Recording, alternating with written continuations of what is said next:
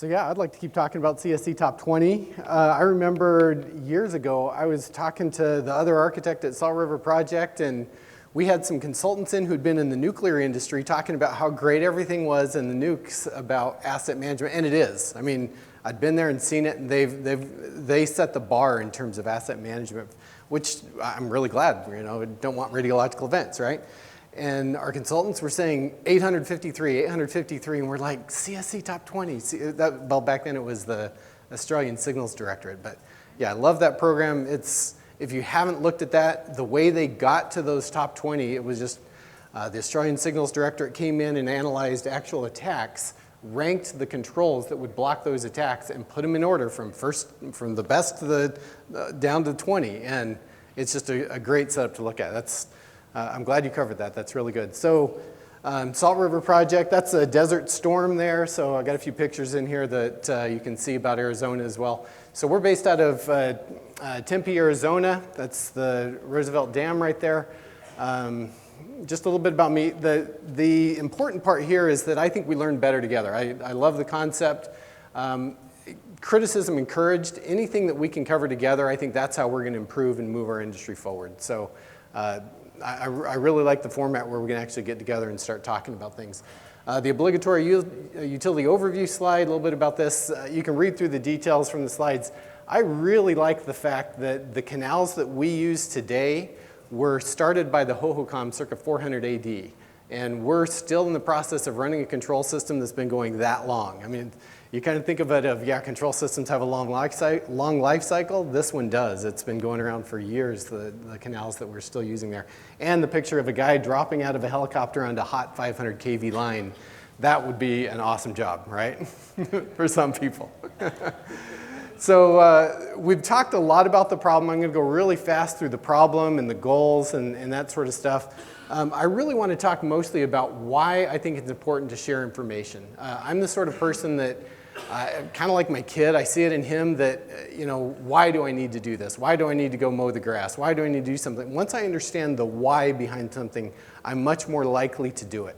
So I want to spend most of the time talking about why I think it's important to share information. The majority of that will come, and you already saw one quote that I got out of More Student Than Teacher, out of a book called Team of Teams by General Stanley McChrystal and a few others. A lot of information today I'm pulling right out of that book. If you haven't read it, it's well worth your time. I think it's a map of how we win in cybersecurity going forward. Then I'll cover the case study, timely, prescriptive process, industry experience, consuming intel better, the things that we're trying to do in terms of sharing information with others and getting better. So first of all, the problem. There was somebody here the other day from Georgia Tech. The rest of us are all from Cumberland, right? We're in cybersecurity, it seems like we're losing constantly. Every time you hit the newspapers, there's somebody else getting crypto lockered, there's something else going on that you just think, why can't we win more frequently? It feels like we're always behind and that we're Cumberland. So the interesting thing about the adversaries is that they're working together as a team, right? You're seeing more and more intel reports that they're selling access on the dark web, not just techniques and procedures, they're doing that too, but they'll get access to something and go sell it, or actually work together and become a team to go after the people. Well, we have to do the same thing, unless you're this guy. This guy might be able to win on his own, right? But you would still be better as a team in defending that goal. Can you imagine 3 or 4 goalies like this one? Like, the more you add, the harder it's going to be to actually hit that goal. If you're coming in, and we only play defense, right? We're only goalies in this. None of us are going to go hacking back and trying to go after the adversaries that we face out there. Our goal really may not be in every situation, when you start to get realistic about it, it may not be that we always avoid all attacks, right? There might be instances where we let them in some way, and winning might be, I find an attack quickly and resolve it. I actually saw an intel report come through yesterday that one of the cities in Arizona had a website attack. They detected it and remediated it, including restoring 30 servers inside of 3 hours. That's a win.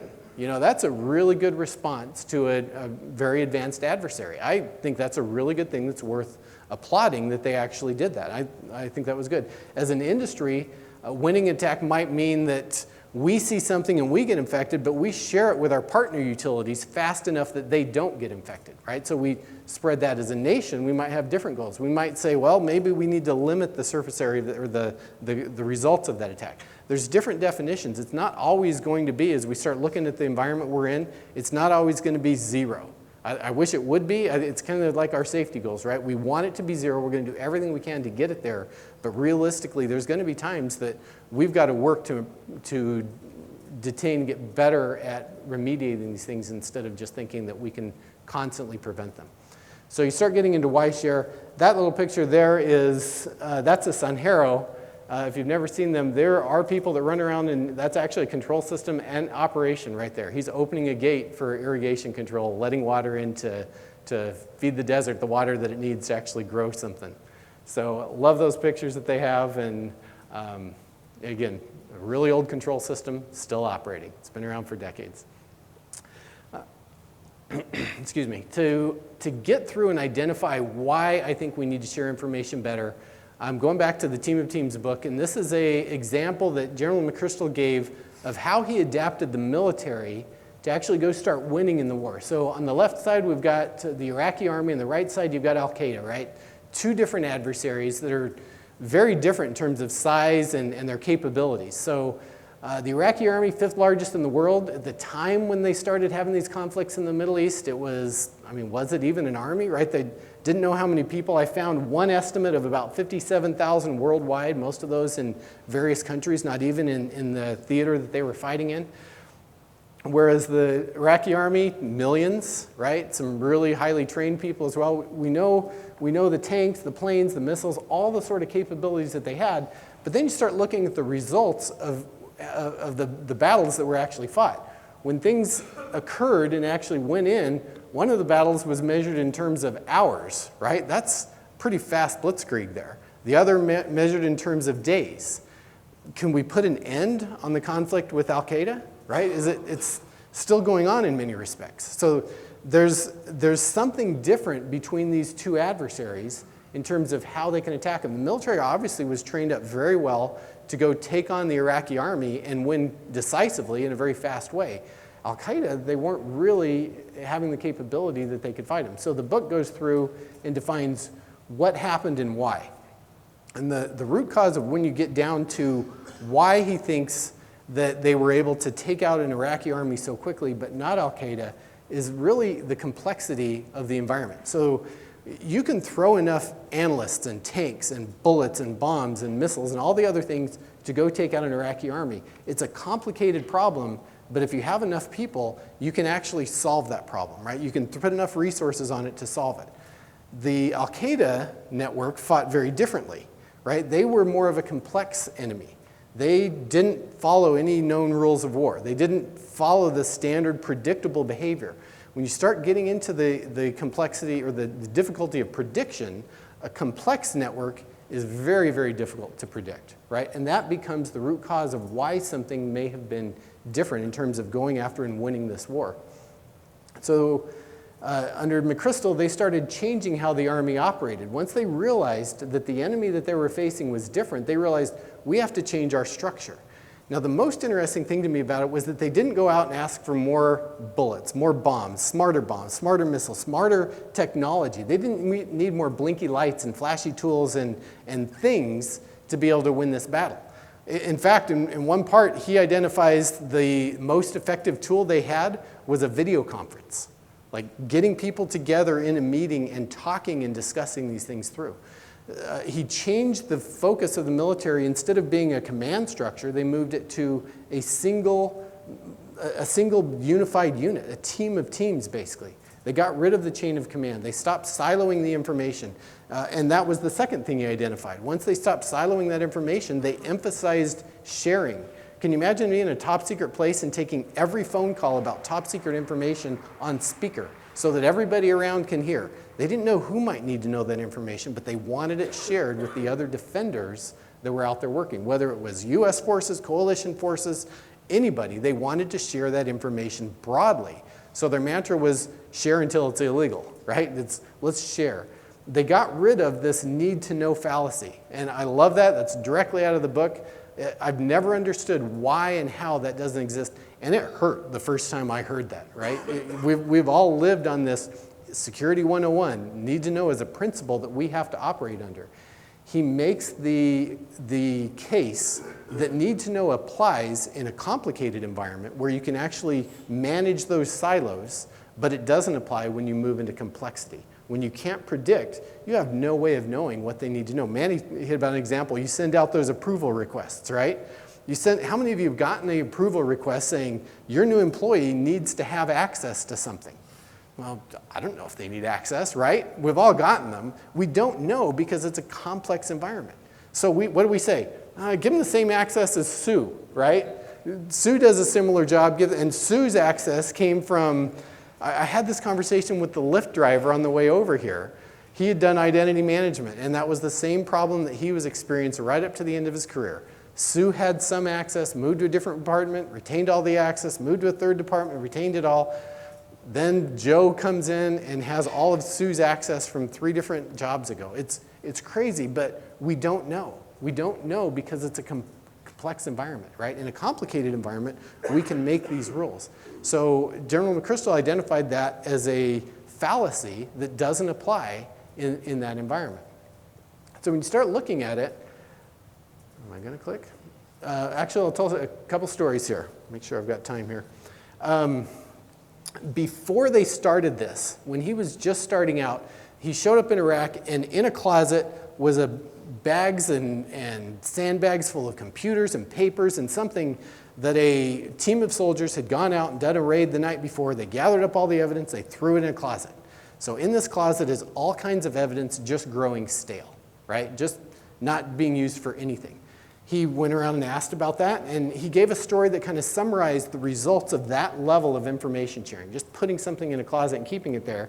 And the story was that an analyst had done a lot of work and identified a car dealer who was making IEDs.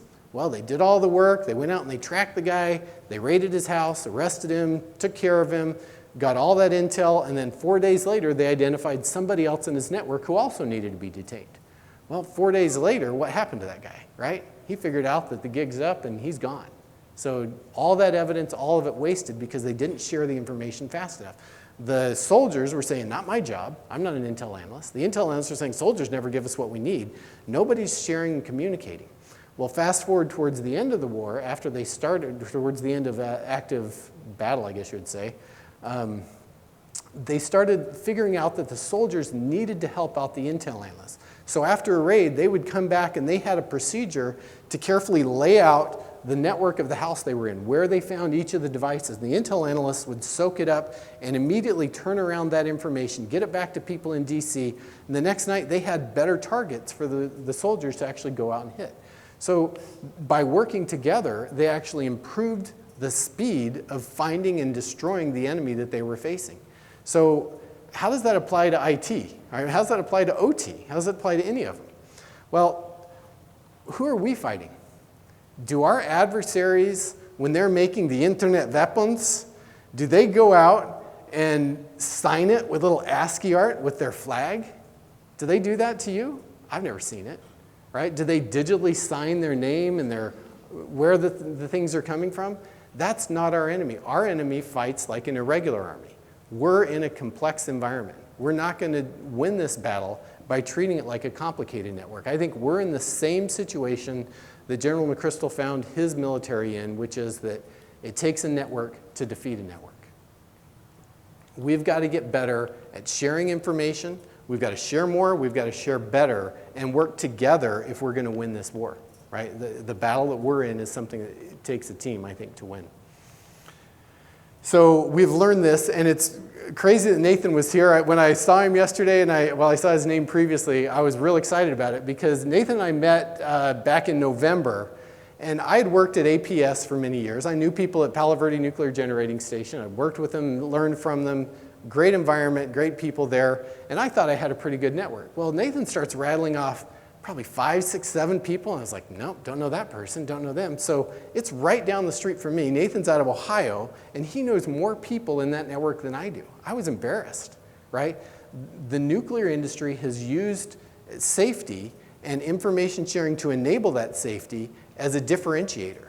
They share, they know each other. They've got a network of people they can pick up the phone and call when they need help, need assistance, need to validate something, and it works. If you've not been to a nuclear plant, it is one of the safest places you'll ever walk and set foot on.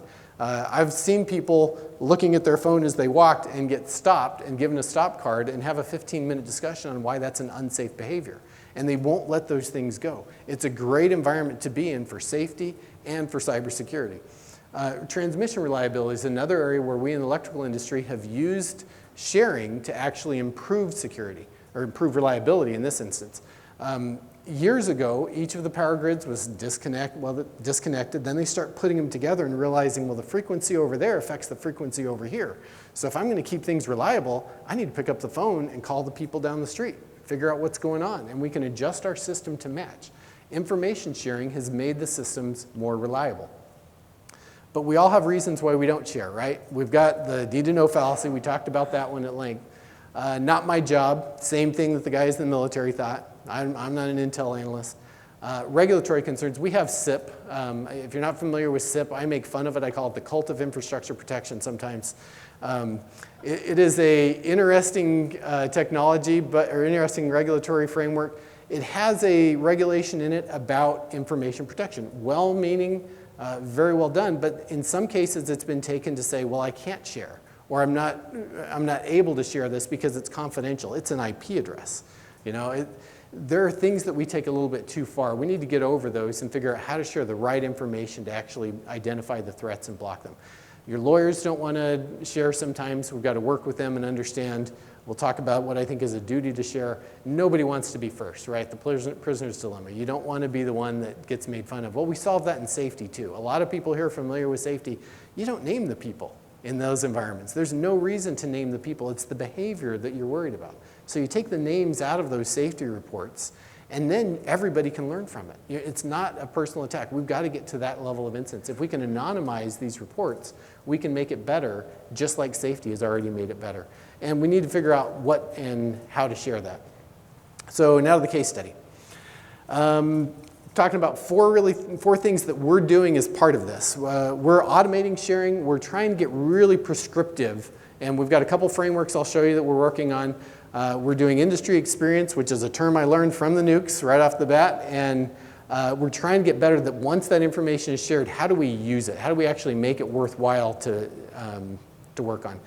So if we take one of our general power plants, in the old days, it was a crisp outer shell and a soft, gooey middle, right? It was, everybody depended on that perimeter, and we didn't really know what was going inside. So the first step in this is to go in and instrument these networks. We need the logs, we need the controller, we need all that information, passive, whatever we can get out of there that we need to be able to monitor. We're putting that into the Dragos platform and allowing our security operations sensor to go look at it and validate that, yeah, there are no anomalous behaviors here because we know what the bad behavior is and we're watching for that behavior. Like it's not really an anomaly from how it used to be. It's I'm looking for the bad behavior. So once that's done, we plug into the neighborhood, and this is where things start getting really good with Neighborhood Keeper. When it's in the neighborhood, our SOC analysts will end up with the ability to query other utilities. So if I have a question, picking up the phone is good, and we need that. We need the ability to actually go call and talk to people. As a matter of fact, I got a text this morning on Signal from one of our guys, I was going to say a buddy, but a colleague at Tucson Electric Power. He said, did you guys see the latest Intel report? And he sent a screenshot of the Intel report with a domain that looks just exactly like our primary domain on it. So that's good informal sharing, right? I'm pretty sure our SOC is on it, but let's make sure, right? He saw it, and I think he saw it before we did, but he let us know about it. Well, in this situation, so Ameren and Southern Company are also in this neighborhood. So if I'm looking for a behavior and I want to know, has it been seen somewhere else, I could pick up the phone or I can just query the data. I don't know who it comes from. All of that's anonymized because like a safety report, I don't need to know who is involved, but I can look at the details of that behavior. So now if a SOC analyst is saying, well, I got this new file I've not seen before, I don't really want to throw it up into VirusTotal, that wouldn't be a smart thing to do. Let me go write an analytic and see, is this existed in any of the other utilities that run the same system? So now they can actually start taking that and getting data really quickly that will give them context of deciding, is it a threat or is it not a threat? Now you partner with more people in there, INL and EISAC, that's our ISAC that is a part of this. Now they have a different mission than we do. EISAC specifically, their mission is really to look at the broad scope of a threat that's out there. So when they're looking at that scope, right now what they do is they say, well, I've got a vulnerability on this PLC or a vulnerability on that, and they send it out to everybody and it's up to us to compare it against our asset management. Well, with this sort of a setup, they could look at it and say, I want to know everybody who's got this running in their environment, right? It might be something, if they can pick it up off the wire or something that they can write, they would be able to see it. They won't know who. You see, do I got a laser pointer here? It's that little SRP is a little faded out right there. They don't know who it comes from, and they don't need to know who to accomplish their mission. But we can give them this data in a way that makes sense to give them the data, right? Idaho National Lab can do studies with it. I want CISA to be involved. They've got that big red report button. If you heard about it, if you attended any of the CISA calls, use it. But man, this would be great, right? They could start querying things ahead of time as they're trying to identify threats. If we get more and more people, we're trying to public power, all those that we participate in, I would love for them, let's build a network like this so that the data can be queried and we can start sharing data in a better, more automated way. And then a couple of quick slides. I'm going long on a few things. So once the threat's detected at one location, you can roll out analytics that would actually detect it and know if the other locations are compromised or not. So lots of good benefit there, I think, from an automated sharing sort of situation. This is a Navajo generating plant. This was actually the most recent coal plant shut down right now. So beautiful picture. If you've never been to northern Arizona, that's one of the best. Have you ever seen the Antelope Canyon? That rocks with just that color, that's right there next to that power plant. So it's the beautiful place to visit, and I highly recommend it. As we're developing the automated sharing, we want to identify more prescriptive ways for our SOC team to actually share. So we're identifying levels of things that when should you share, when is it your prerogative to share, and things like that. So some basic levels, and to get how we're looking at this, I want to really talk about the kill chain. You may or may not have seen this. This is the Lockheed kill chain. It's one of many. They're all pretty much the same for many respects, but if you look at these, let's make sure I get the laser. So these dark blue boxes here, those are the various steps that an adversary needs to go through to actually execute an ICS attack, right? If they're going to do something, this idea that it's, you know, the adversary only has to be right one time is kind of crazy, right? They've got to do all of those things right, and every one of those boxes is a chance for our SOC to detect them and thwart the attack. So there's a lot that they have to do, and right here is really where an attack moves from an attempt to a success. So I use that kill chain model to say everything down there is an attack, everything up there is not an attack, right? It's recon, that's not an attack. But you can use this, so now as a SOC analyst, if she's looking at an event or an incident and she wants to identify, is there something I need to report? If she can pick out a level of C2 there, then she can move into this and say, well, C2, I need to report to all of these people. So you can pre-identify, just with a simple table, where those reports need to go. If you identify that and build it in, now I think at some point in time, we should be reporting everything. EISAC and some of the other government agencies, their mission, they need more data.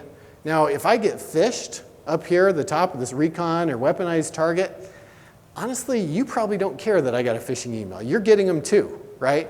But DHS likely needs to know the extent of that phishing campaign. So reporting it to them would help. It probably doesn't even need to get reported back to any of the rest of us. So there's some reporting improvements that I think that we need to improve. But if I had command and control executed because it bypassed all the antivirus and all the endpoint detection, all the things that are in there, now you might want to know to validate that your controls are going to block it as well. So that's something I think would make sense to share directly with other utilities, others in my sector, anybody else who might need to know. Or I said need to know right after saying need to know is a fallacy, right? Anybody else who wants to improve their cybersecurity, right? And when you get into phase 2, I mean, this is something that we would be sharing with just about everybody. And this is where you break the prisoner's dilemma. This is where it's, hey, it happened to us, but we need to come very clean. Ukraine was actually really good at coming clean and helping us. Ukraine, in telling us what happened in the events back in 2015, they helped us improve the security of the North American electric grid, helped significantly. So their sharing is helping us today.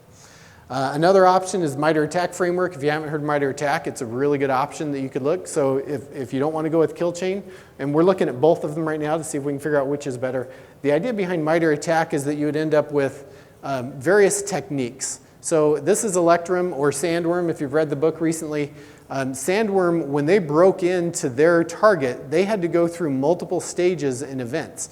So if you're trying to determine your defenses, well, it's easy to figure out which ones you should block, right? You don't want to go down here and spend time figuring out if your supply chain compromise is bad if they're going to come through your data historian. So this helps you target your focus on the right things. You may or may not be able to defend and detect against every attack. It's not going to be like, it's more like 853, right? You're not going to do every control. This helps you choose the right ones when you start mapping an adversary behavior to specific techniques. So when we're looking at these techniques and blocking them, we track these 11 adversaries. These are the ones that we know are targeting our sector.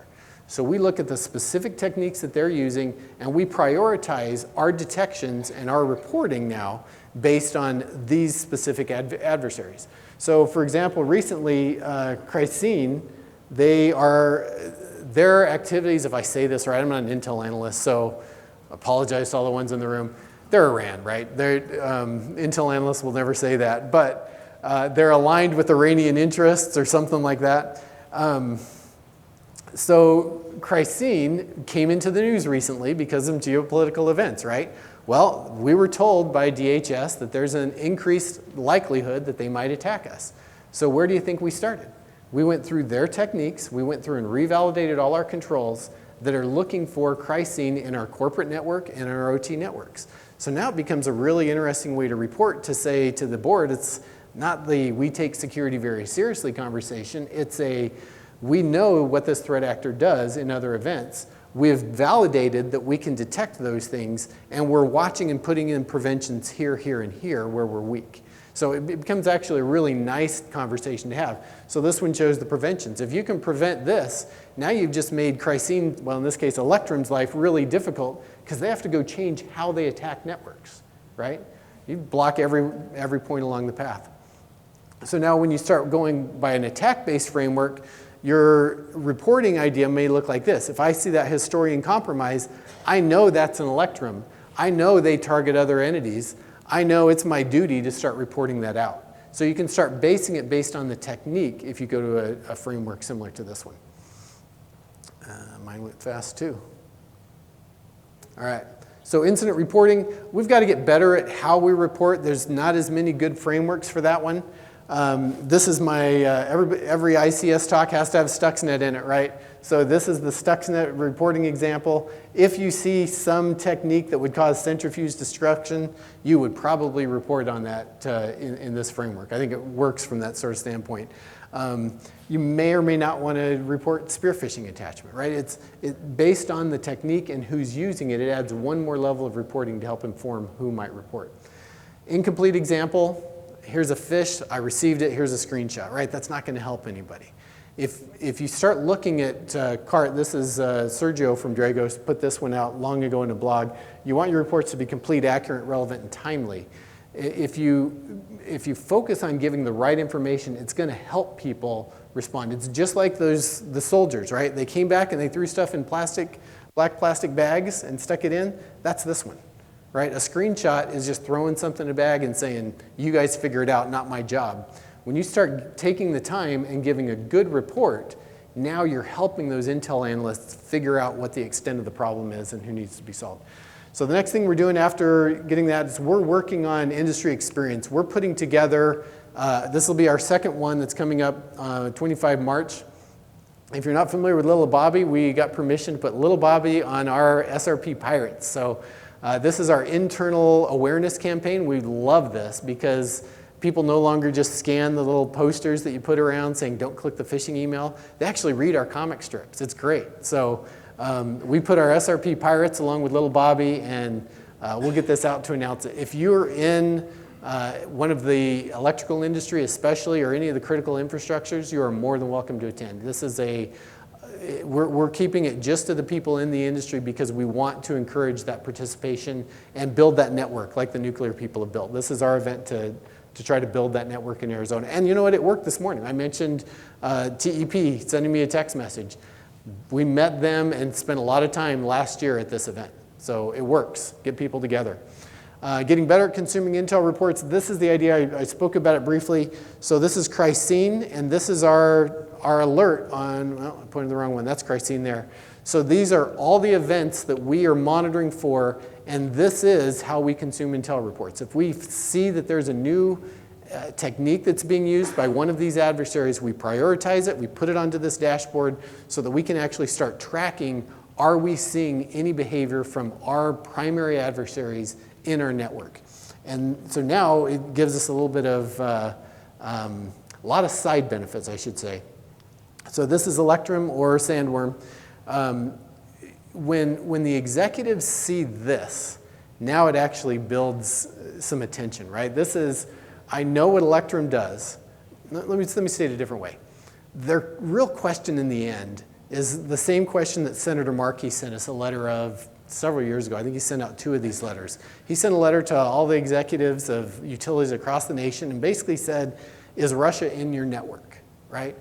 Honestly, we didn't have a good answer for him. We take security very seriously. We have all these blinky lights. We have all these controls. We do, you know, the frameworks and the other things that we do. We have to do all those things. But this gives us the ability to say, well, Senator, I know the techniques that Russia uses. I monitor for those techniques, and I haven't seen any of those techniques in our network, right? It's not 100%, but it's a really good story to be able to tell when you're reporting up. So this one actually helps out really good, and I think we're up for panel next. So I'll go back to here. You'll probably switch it, but I'll put up Little Bobby if anybody didn't get a chance to read it, if I can press the button right. Cool.